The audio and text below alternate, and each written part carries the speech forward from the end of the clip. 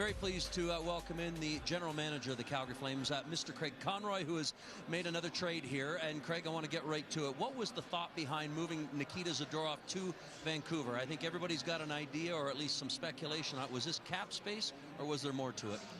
Well, obviously we get 2 draft picks coming back.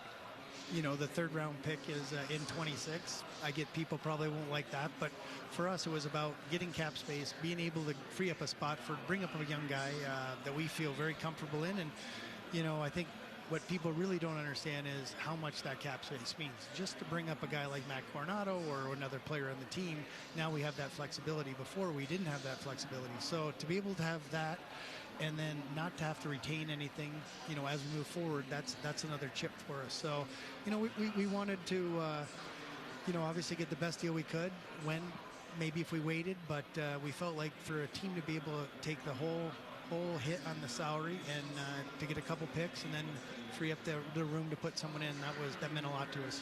You mentioned trying to get the best deal you could. I don't know what the market's like. Maybe you could touch on that and what those offers were like or what they weren't like, but also why now? Well, I think, you know, people look at what we paid for Big Z, and that was a 3rd round pick, you know, so I think that's kind of where people were coming in at, and we talked to a lot of teams, but it was always retention, and a lot of retention, not just a little at this early point in the year. If you go and look see how much everybody has in the cap, there just wasn't much room. So for us to kind of do it, you know, and obviously really loved Z.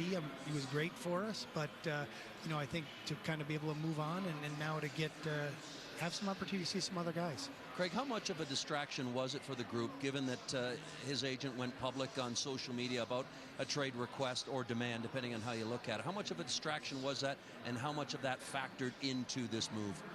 You know, you know, obviously you'd like to keep things internal, but they came out and said you know, they'd like a trade, but we were going to do it in our time. So we weren't doing it when they wanted it. We did it when we thought it was the best thing, and that's all we ever want to do for the Flames. That's my job, is to try to make this team better and more competitive. And, you know, but I'll say one thing about Nikita through that whole thing is he was a professional. We came and we talked, and, you know, obviously, you know, it happened, but he was a professional, and I thought the guys handled it well in the locker room. So it wasn't a distraction. We just moved on, and, you know, and now we're just moving on again.